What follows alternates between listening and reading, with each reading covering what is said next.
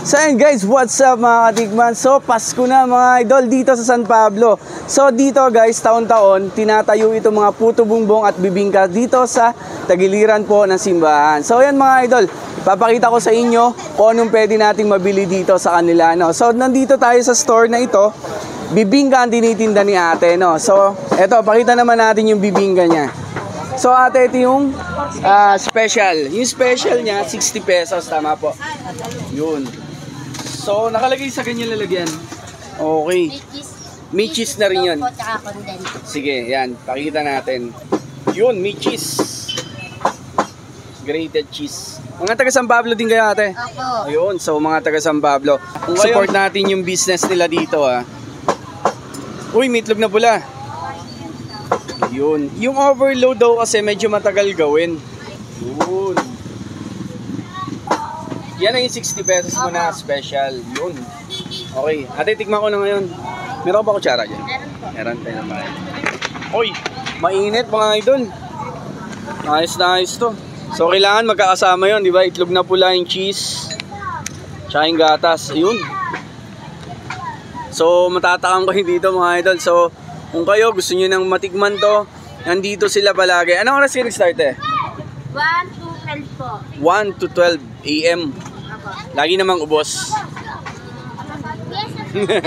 Ayan, tigman natin, bibingka.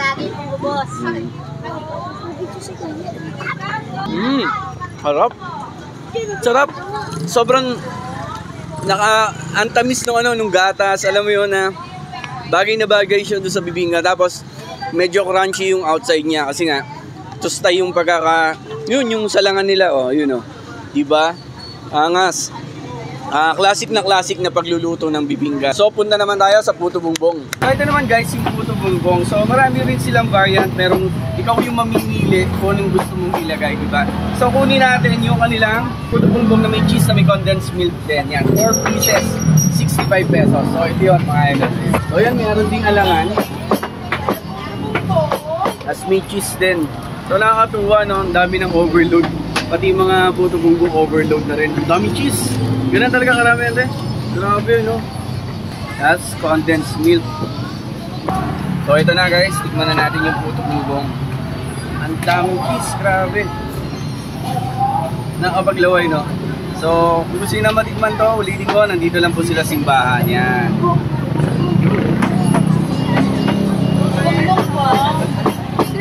Nakakamoy Pasko na. So yun, sa mga taga San Pablo or Kalapit Bayan, tikman nyo na rin to, itong mga puto bumbong bibingka nila dito sa tabi lang po ng simbahan, no? Thank you. Kapatid dalawa. Ay, sige po. Thank you po. Ano ba? Kuya, may Yeah. Wait lang po sa inyo, ayan pa. Ayan, tatlo po kayo. Thank you po. Kapatid dalawa, kuya. Oh, sige. Thank you po. Ay. Ate, ito, para ma-follow nyo na lang. Thank you po.